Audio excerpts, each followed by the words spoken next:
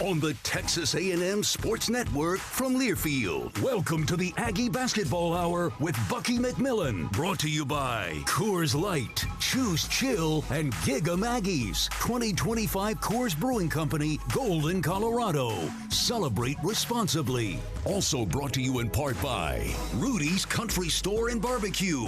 Visit rudys.com to find real Texas barbecue near you. And by Twisted Tea, hard iced tea for the 12th man. Please drink responsibly. Now, welcome to the Aggie Basketball Hour with Bucky McMillan. Here's the voice of the Aggies, Andrew Monaco. Howdy, and we welcome you to another edition of the Aggie Basketball Hour with Bucky McMillan from Rudy's, 504 Harvey Road here in College Station.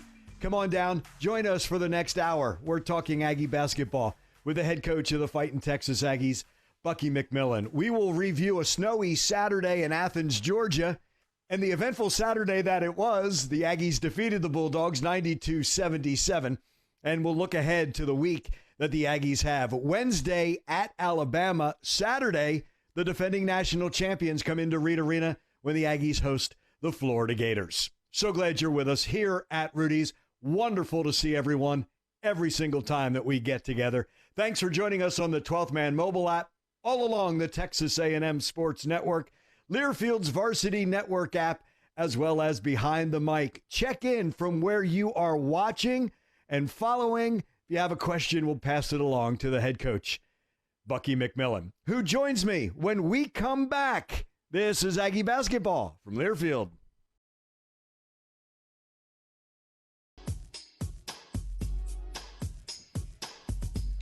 When you need a new roof or just have a pesky leak, you want to call on the winning team at Schulte Roofing, home of the Bulletproof Roof Guarantee. Get the best. Visit SchulteRoofing.com.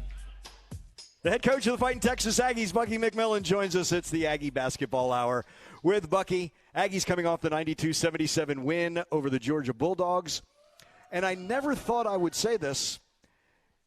Snowy Athens, Georgia. I never thought I was going to say that, but that's what it was. We'll get into that Saturday, but we'll start, first of all, saying howdy. Howdy, Ags. Yeah. How we doing? We good? SEC Player of the Week is Rashawn Agee. 18, 15, 7 assists, 10th double-double of the year, 5th time in the SEC. And as we're in an FBO in Birmingham, SEC Network puts up that what he had done, was it 15, 15, and 5 or above, had occurred 3 times, and one of them was Al Horford was in that. And we were watching that in Birmingham. Again, part of the story that is about to come up, but just special. And he's not the only one in that victory, but nice to see Grandpa get that. You really called him Grandpa, didn't you? Talking to SEC Now.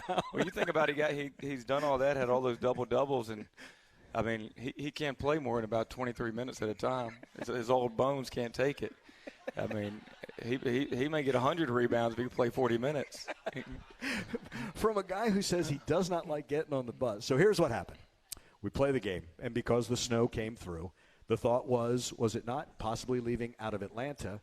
But also that was in question whether the snow was going to hit there, so it becomes Birmingham after that game. And he just does not like the bus, so he just sits. I also noticed Jakari Lane was right behind you during that entire interview with SEC Now. Just he was amused, I think, from everything that was going on as well. Yeah, you got two different ends of the spectrum. You can't get Rashawn to be quiet. You can't get Jakari to say much, you know.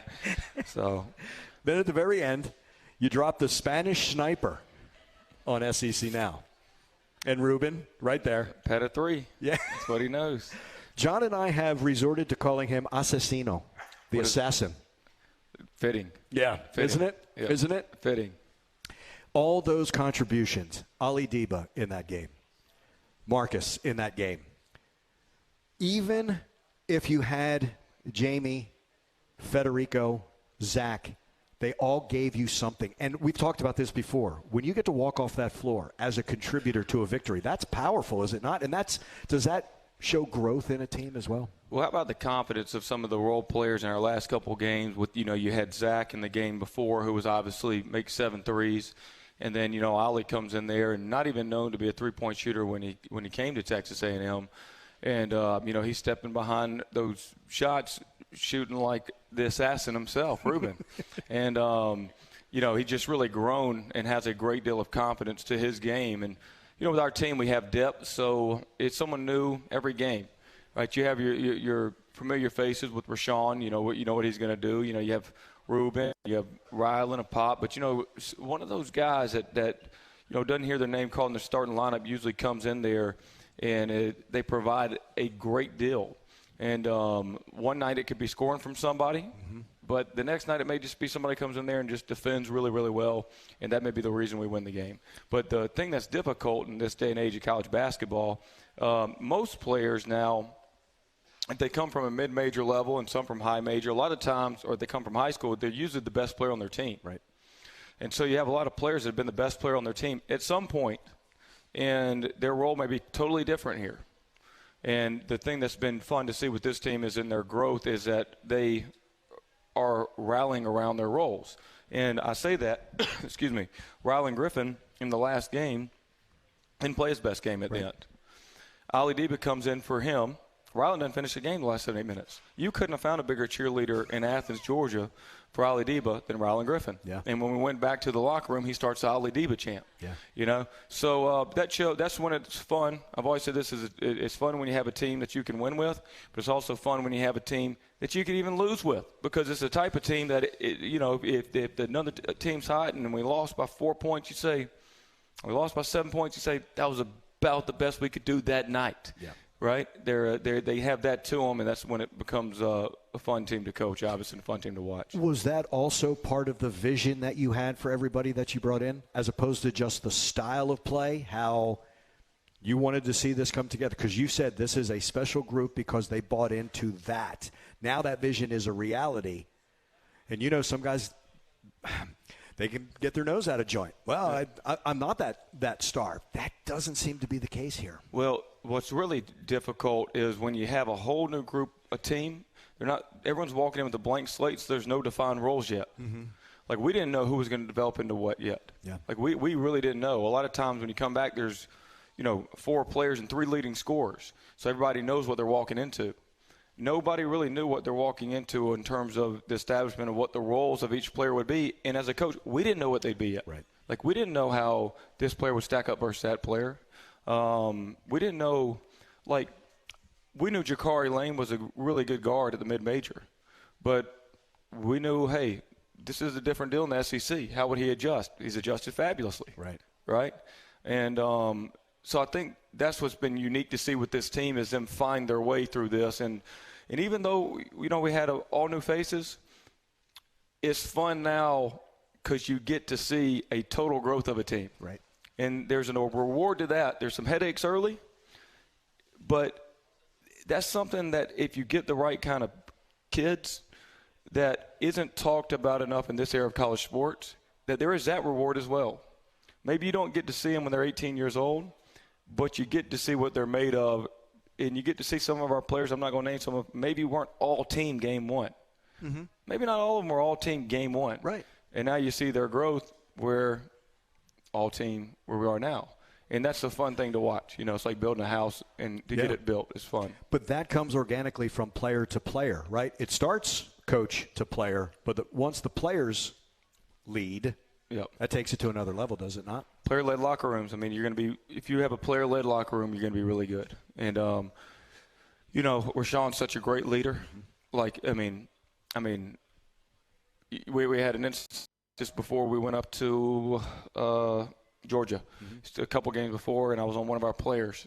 And said, you got to get back. Like, even at the ball, you got to get back. And Rashawn just jumps in, says the player's name, and says, who do we play next? Talking Georgia. Who do we play after that? And then who do we play after that? Florida. And then we got to go play who? You think we need to get back on defense? Yeah. And he's like, you're right. So it's great when that's coming from the locker room instead of a line drawn. It's like coaches here, players here. Right. Right. It's, everybody here, and that's kind of where our leadership has been. We're just getting started. It's the Aggie Basketball Hour with Bucky McMillan from Rudy's, 504 Harvey Road here in College Station. Stay with us. This is Aggie Basketball from Learfield.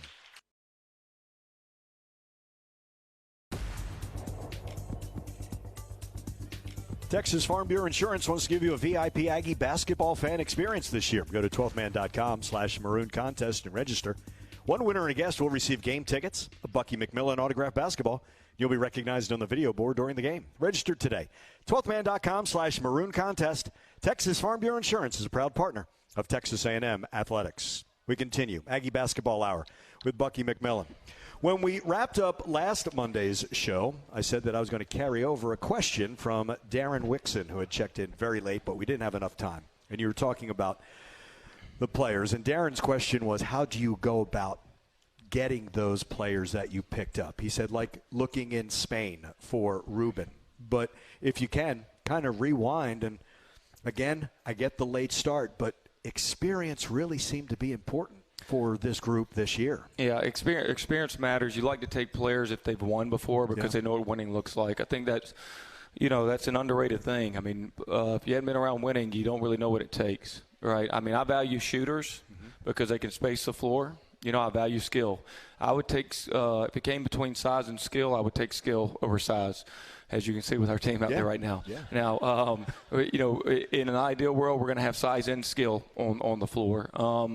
I think the biggest deal and the thing that I've learned more than anything is that it's not who you don't get. Like, if you really want a player, it's taking a player that you shouldn't have taken.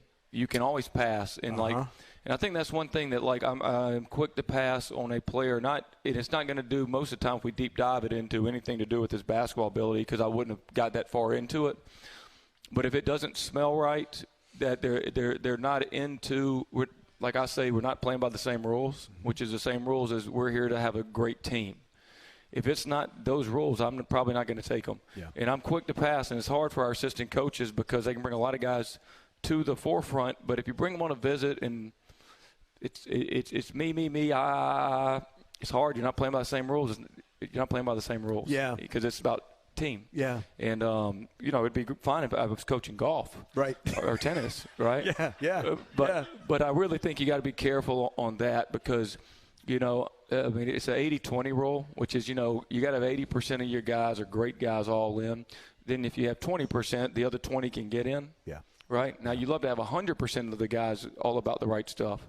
But if you get it outweighed and you get, 70-30, that 30 may start weighing on that 70. Right. And that's how you improve. Like, the whole deal to sports is how, once you have your team, how can you improve from the start to the end? Right. I would think the teams that we've always coached have really improved a lot. And that's mainly due to having the right people because we're playing by the same rules. Mm-hmm.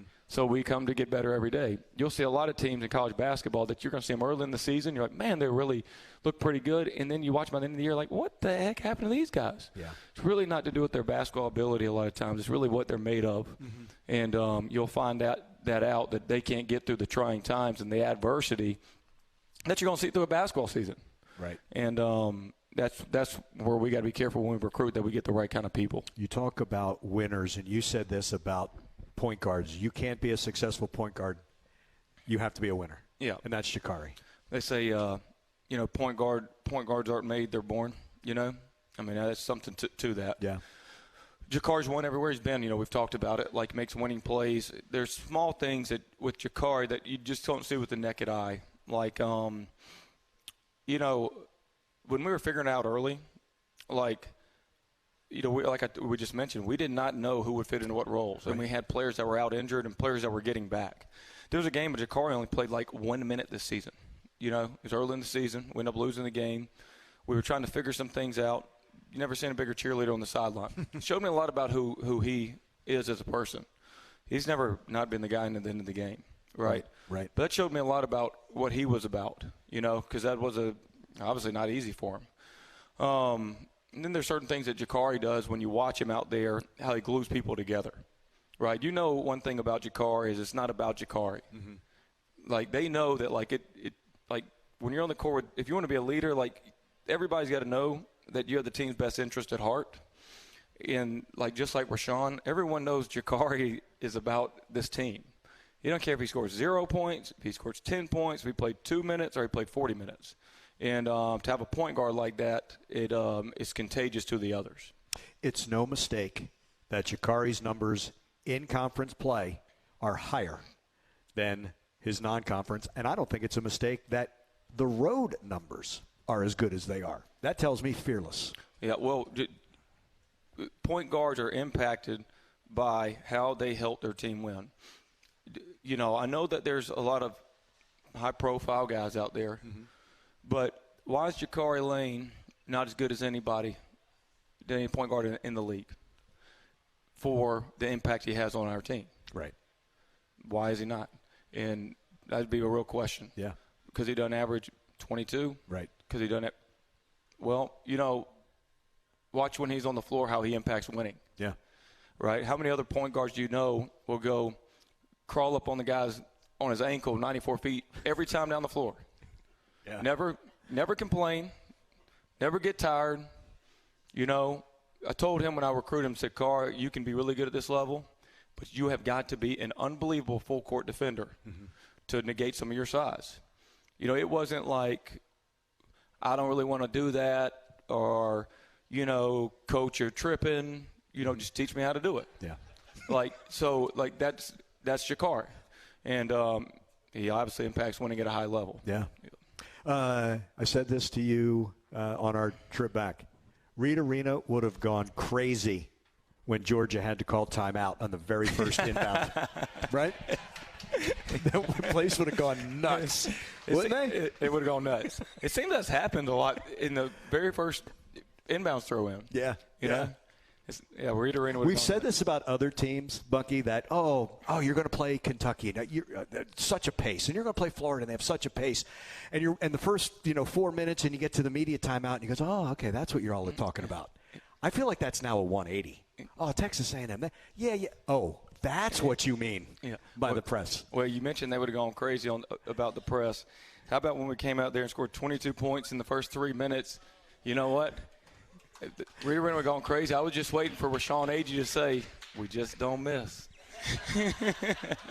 The second this is Bucky Ball commercial, which is outstanding. And he's the perfect person for that, too. He's a better actor than player. Yes, he is. I told him, I said, you were so good. You were so good on that SEC interview, post-game. You know, I say that because I don't want him to take my job. That's the problem. He's great.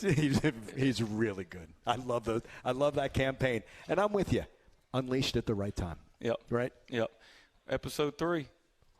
Ooh. If we win. So be pulling hard.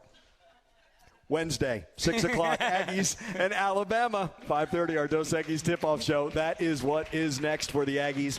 And then a little bit later on Saturday, Florida comes in, the defending national champions at Reed Arena, 7:30 on Saturday. More of the Aggie Basketball Hour with Bucky McMillan rolls on from Rudy's. This is Aggie Basketball from Learfield.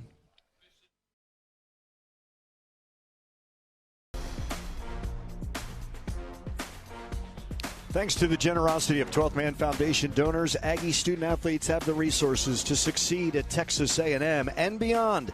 Start your tradition of support today at 12thmanfoundation.com. We continue. It's the Aggie Basketball Hour with Bucky McMillan. We are at Rudy's, 504 Harvey Road here in College Station.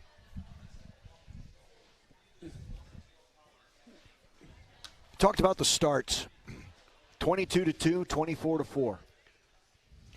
I want to talk about the maturity because Georgia cuts it to 3 in the first half, finish on a 7-0 run. End of that first half. They cut it to 2, 15-3. Ollie has 8 of those 15. The maturity of this team not to panic and almost say, okay, not our stretch, get back to being us. It just, that maturity, that poise, Bucky, seems to really rise at the right times, does it not? Closing games better, and outscored teams in the last 8 minutes of games has been really good to see. We tell our players, don't even look at the scoreboard, just keep playing, right? Don't even look at it. Yeah. We'll let you know when it becomes a possession-by-possession game the last 2 minutes. And teams are going to make runs. We know we're a high-variance team. We know the score is going to fluctuate. When we went out there, got 22-2, like anyone that knows sports, usually teams are going to make some type of run. Yeah. And in that game particularly, because how up and down the game was – the worst thing you can do is view that as a big lead. We just told our guys it's like a 4-point lead. Yeah. right? Yeah. Go try to score 90 on them. Like, and if you keep that mindset up that, like, hey, let's keep trying to score and keep trying to play, you're psychologically doing what's the best thing to do, which is playing to win instead of trying to play not to lose. Right. Right. And sometimes when you look at it, people will say, well, man, you know, we played Central Florida earlier this year and we lost the lead. Okay, I get it. We lost the lead, okay? But we also forget that they made like 10 of their last 13 threes. We went over and they won. Well, are we going to let that affect our whole season and play every game to not lose? You'll lose that way, trust me. Correct. And so, like, you're going to – playing to win, you're going to lose sometimes, but I can live with that. Right. But I can tell you what I'm not going to live with is playing not to lose, because you'll dang sure lose that way and you're not going to feel good about it. Yeah. So I think if we play that way, no matter what shakes, you can live with that and you can be happy with that. We're watching the highlights before we got on the plane, and Josh Holloway honestly goes, that was a 20-0 run? He didn't know. Yeah. He didn't know it was he knew it was a run. Please don't get – but he didn't know it was that much. But that goes back to your point of what's the next play? We've got to defend. Well, okay, it's our ball now. Like, it hit me because it wasn't like he was trying to be funny. He actually believed that. It's like, I didn't know it was that type of run. Yeah, and with the three-point volume when we're going, yeah, I mean, it can happen so quick. And particularly one thing that separates us is not only are we an up-tempo offensive team, but we're an up-tempo defensive team. Yeah. So the game can really get going. Like when they measure tempo volume, like they measure tempo. Our tempo is actually a little misleading. I would think we're the fastest playing team in totality in the country. Right. But when they measure tempo, a lot of time it's possession, how long it takes before each team shoots the ball. Mm-hmm. And so it can be misleading with us because if it takes them when the ball goes through the net a long time to get the ball in bounds, when they do get it, we're harassing them down the floor. Then if they do get it down the floor, they have to catch their breath, and then they finally shoot the ball. Well, their tempo is actually slower than what we've created. We've created havoc, but the tempo may go down. Right. Right for them. Yeah. As opposed to a team that just runs back, picks them up at the free throw line where they can race it down their throats. They can play faster. The other team can, but the defense isn't dictating the harassment that we want. You know what I'm saying? In that way, the offense dictates. Your defense is forcing the tempo to be slower. Is that like it's counterintuitive? It is. When we're on defense, we want to put the other team who's on offense on the defensive. That's what we tell our players. Yeah. Like when we're on offense, we want to be in attack mode, aggressive, and when we're on defense, we want to put them on the defensive. You know, and especially if it gets into in the hands of someone who's not a ball handler, right? For sure. Yeah. That's really like blood in the water, is it not? We want teams to have to practice things they don't usually practice, you know? Right. And, I mean, if that's their five bringing it up the floor, they don't do that a lot.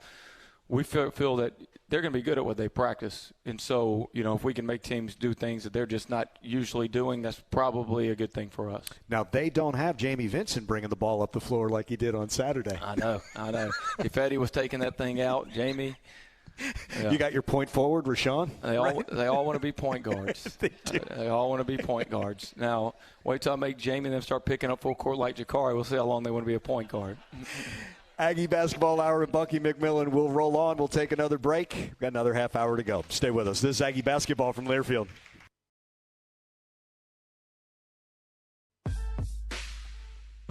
Join the Aggie Football Club. It's an exclusive new membership program that connects the 12th man directly with football student athletes. Enjoy unprecedented access, behind-the-scenes insight, and exclusive experiences that all help support the continued success of the football program at the highest level. For more information on the Aggie Football Club or to be one of the first to join, visit 12thman.com/Aggie Football Club today. We're at Rudy's, 504 Harvey Road, College Station. A reminder that there will be 3 Aggie Hours this week. Aggie Basketball Hour tonight, Aggie Diamond Hour with Tricia Ford. That preview show and the first show of the season is Wednesday from 6 to 7 here at Rudy's. And on Thursday, it's the Aggie Diamond Hour with Michael Early from 7 to 8 as we will preview the upcoming baseball season. That was supposed to be a bridge, but you came back, so we'll talk. My bad. We can do whatever you want. No, I wanted to. When's the first baseball game? Next Friday. Who are we playing? Tennessee Tech. Softball starts Thursday. Who we got?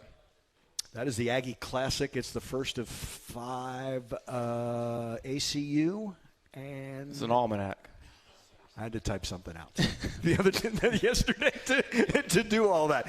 And I know, was that NC State? And then Providence is in there. Oh, Texas Tech is coming in. It's going to be one of those games. I know we've talked about this time and again. The coaches on this campus, they're close, they're tight. You guys text one another an awful lot, do you not? Yeah, we do. Yep. It's how important is that for you as a coach to have that kind of ear? Whether it's, look, I get to deal with you. I get Mike Elko. I get Michael Early. But I love talking to Tricia Ford, and I love talking to Jamie. And I'm going to leave a whole bunch of people out. Pat Henry, I can't talk to enough. You know what I mean? We always think about, oh, well, they're in their own worlds. And I know at times you are. But it has to be comforting to be able to just reach out at times and just know what everybody's going through. Well, I mean, coaches stick together. Yeah. I was talking to somebody. I was telling a story to somebody about someone that I had to go see for something, and they were just criticizing another coach. And that's the last thing you want to hear as a coach, because it hurts your soul. Yeah. You know what I mean? And I tell you something. I'm watching Joni's team play right here. Yep. We early in the season we were figuring it out. We lose 2 of our first 4 games. We're new in town. And I knew we'll get this thing going. But Joni texted me after we lost to UCF and said, I watched every second of it. Y'all played so hard. Yeah.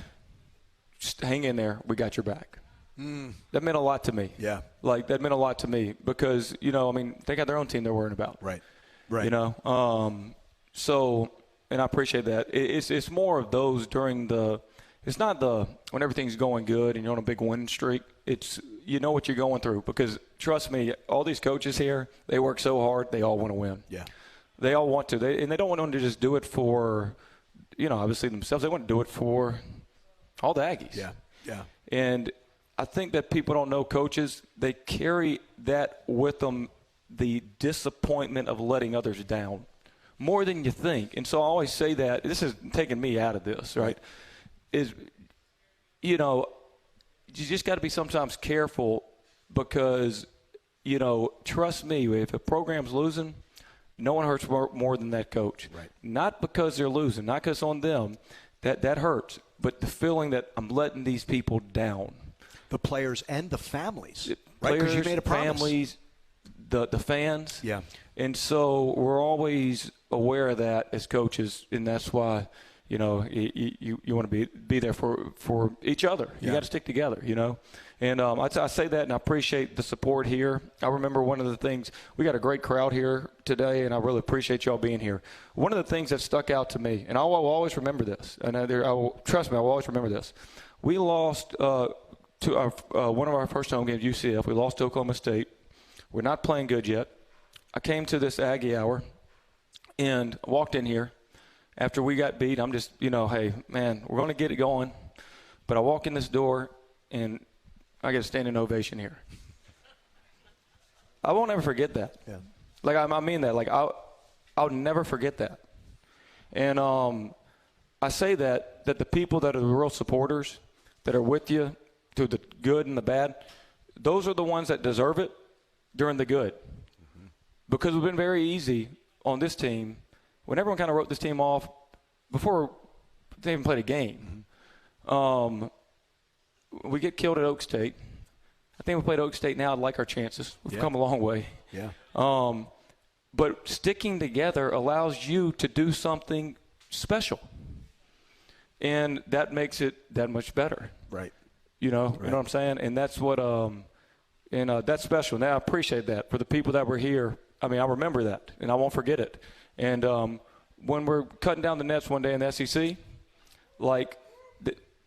those are the times you remember, is the journey along the way. Yeah. Bucky McMillan, head coach, Texas A&M. The Aggie Basketball Hour with Bucky will roll on from Rudy's. This is Aggie Basketball from Learfield.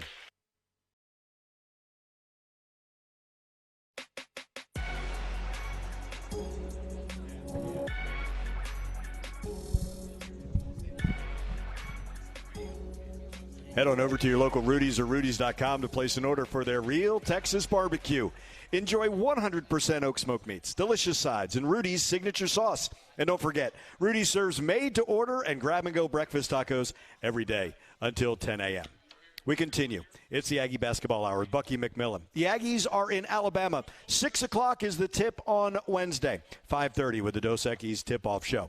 Saturday, the Aggies will welcome Florida to Reed Arena. That's a 7:30 game. 7 o'clock for our Dos Equis tip-off show. That is the week ahead. But up first, it is Alabama. That is on Wednesday, Coleman Coliseum. There have been some places where we have gone in there and played really, really well. Billy Kennedy's crew the last year, that was T.J. Starks, hit a three to win that one. And T.J. just hit the three and walked and kept running right off the floor. Quentin Jackson and Boots absolutely stunned Alabama. And we have been in there on the side where they couldn't get to 100 fast enough. But it is a fun place to play. You're going to see a whole lot of people. They are similar but different from A&M, correct, Alabama? Yeah, they play up and down, high volume three-point shooting. They really are a top 10 team, in my opinion. With Bediako, they got the G League player back on their team. They played the worst I've seen them play in a long time versus Florida. Yeah, they just did not play well. Yeah, but they have a top 10 team in my mind if they can put it all together. They got great guard play. They can shoot it. They can drive it. They have 7-footers on the floor. One of them can shoot it. They just hadn't hit their stride with Bediako back yet. But don't let a bad game versus Florida fool you. This team was a top 10 team at some point in the season. I would expect them, when they're playing well, they could beat anybody. Yeah. So, obviously, it's a hard place to win. But, we got to focus on us. I mean, that's the reality of it. That's what gives you the best chance to do well. Right. They are one of the few teams that you'll see, to me, that has both size and skill and athleticism in shooting. Yeah. Right? Like some of these teams may have size, but they don't have the shooting. Some of the teams may have the shooting, but don't have the size. And they kind of got it all. They can play fast if they need to. They just hadn't put it all together yet. But the games that they have, they look pretty dang good. Yeah. That team, when they had Sears, I thought he was the absolute engine for that team. But the more you watch them and you watch them up close, the way they rebound and get out. I thought Georgia now got in transition as well as any team. And I know you're not coaching for the, what other coaches say. But Mike White said after that game about Texas A&M, that's the most connected team that we've played all year. That's a compliment. For sure. Correct? Yeah, no, for sure. I mean, we have guys that you feel like every time down the floor that they're trying to get the best advantage for Texas A&M. Yeah. And, sometimes you'll watch other teams play. I'm not just saying Georgia says anybody. This is just in general where, maybe one out of every 10 possessions, someone says, I just hadn't shot it in a while.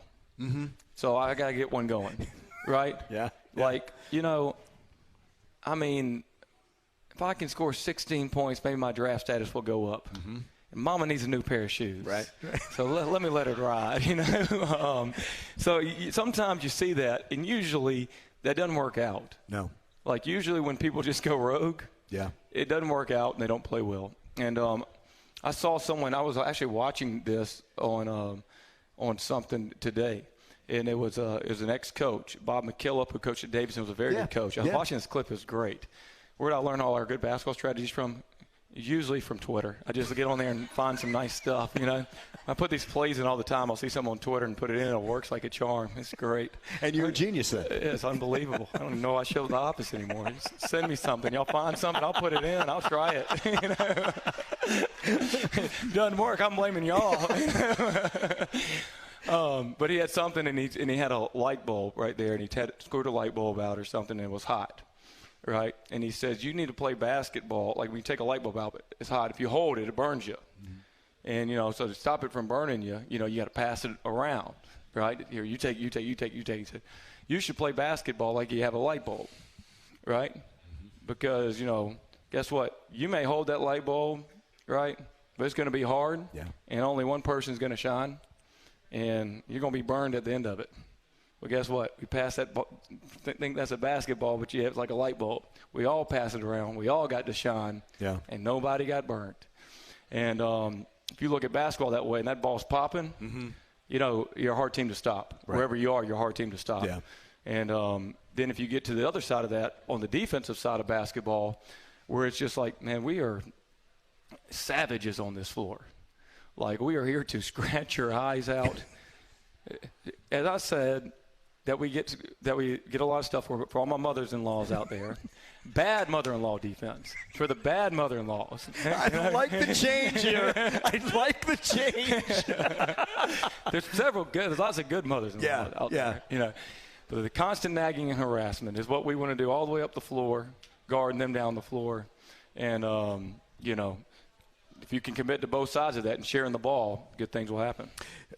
Time and time again on Saturday, the rebound by Marcus, because we lose sight of, at times, strength. And you just don't realize how strong he is. Yes, he may be undersized. But he's going to do his work early and be in that position. That rebound is his. And, boy, from the previous head coach, Buzz Williams would say it. Guard gets a rebound, license to run. I mean, not like you guys need a license to run or not, but you got the ball in the right hands and going. There's some stat on talking about rebounding on Florida, who we play here. Yeah. You know, what a great catch. What are we got? You know? You know, they're the best rebounding team in the history of college basketball right now. Wow. You could ask these guys, look, you know, what is their deal? Like plus 21 a game in rebound? I mean, I don't know much about much, but if you get 21 more shots than me, right, that's a problem. I like your chances. Yeah, I mean, it's a problem. So we have to negate that if we can't get it by turning teams over. Right. We shoot a lot of threes, so there's longer rebounds. But, you know, rebounding is a big deal. You know, Coach Buzz did a great job teaching offensive rebounding. And I remember when someone asked me about offensive rebounding, and I said, I don't hope we have no offensive rebounds. That means we made every shot, you know. But inevitably, if you can get back 40% of your misses, that's a good thing. Yeah. His rationale was that once the ball leaves the hand, that is a live ball. It is. And you know who goes after? And that's what obviously his team last year did a very good job of going and getting them. McDermott goes after those offensive rebounds. Like those are fumbles. You know, I mean, that ball's on the ground, man. He's getting that thing. Yeah. So that's another thing about this team. First on the floor, and if you're first on the floor, for the most time, you're going to get the ball. And I love something that my partner, Dr. John Thornton, says: if you have a tie-up, make sure you're the one to hand it to the referee. It's a good point. He said that? Yeah. I like that. He's old school, baby. Yeah, I like that. He is old school. One final segment, Aggie Basketball Hour with Bucky McMillan. We return to Rudy. Stay with us. It's Aggie Basketball from Learfield.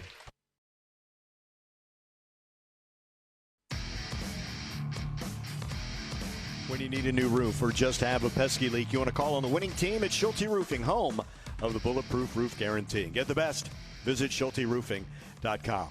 Final segment, so it's a sprint to the end of this edition of the Aggie Basketball Hour with Bucky McMillan. We will be with you again next Monday, and then the Monday following that, and that's going to be the last time that we get together here at Rudy's for basketball. Yeah, I knew it was going to be an all. Jeannie came up and showed academic All-Americans are being honored today. Rita, you said if you could get them, everyone who came on campus committed to Texas A&M. Yep. There's more of that commitment.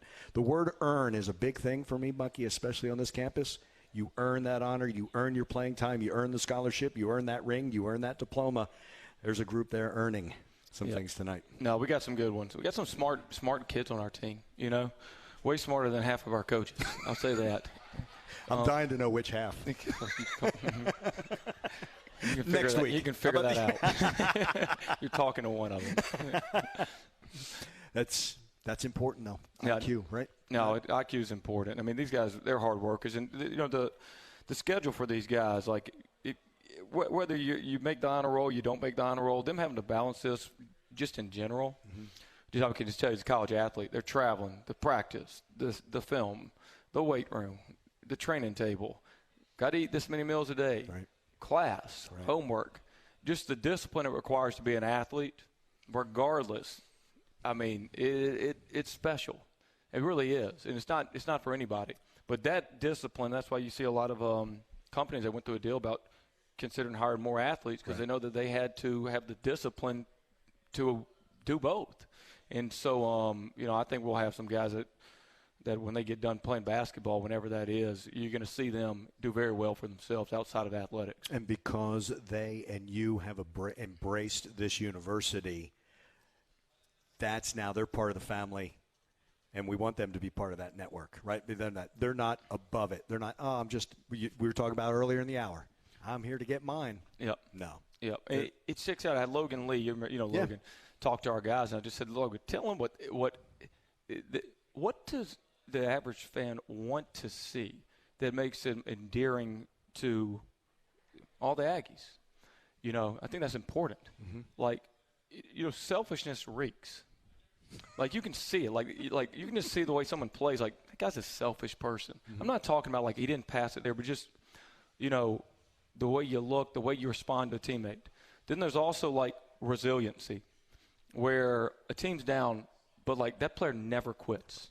Like, he never quits. Mm-hmm. Like, it doesn't matter. And you realize, like, he's not playing the scoreboard because this game we're not going to win. We're down by 20 with 10 seconds left, and that guy just dove on the floor. Mm-hmm. He does that not because we're going to win. He has a sense of pride to him, mm-hmm. but he's wearing Texas A&M on his jersey. Mm-hmm. And he's got to lay it down for the people that laid it down before him. Right. And that means something to people, right? And you can tell a lot about somebody when they're out there on that floor about who they are. And you can't fake it. Yep. Some try, but eventually the true colors come through, right? Yep. And in sports, I mean, your character's going to come out. That's for sure. It's the absolute truth. You have a team full of character and characters in a good way. Like, I love the nicknames that are coming out, right? Again, all that that takes a little time, right? You can't just say, okay, that's your nickname. No. It's the grandpa. That's the one that gets me. I played for a college coach one time, and he was laughing. He was with us, and he told me, I want character, not characters. He told me, That's what I want. Totally understand. No, we got a good group. Very good group. And they will be in Tuscaloosa on Wednesday. Beat the hell out of the Crimson Tide and the Gators and everybody. Everybody. Appreciate y'all. We will see y'all, I guess, next Monday, right? Next Monday here? Yep. And, of course, before then, Saturday. See everybody Saturday. You got it. Be a good one. I appreciate y'all being here. Gig 'em. Head coach Bucky McMillan. 5:30 take two. 5:30 our Dos Equis tip-off show. That will be Wednesday from Coleman Coliseum. The tip, the Aggies in Alabama, 25th ranked Aggies in the coaches poll taking on 23 Alabama at 6, and then Friday 7:30 is the tip. 7 o'clock with our Dos Equis tip-off show.